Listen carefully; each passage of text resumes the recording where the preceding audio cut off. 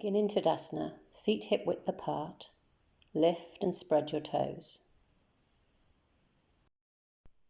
Palms on top of thighs. Inhale and lengthen the spine. Exhale and hinge forward from the hips. Hands slide down the thighs.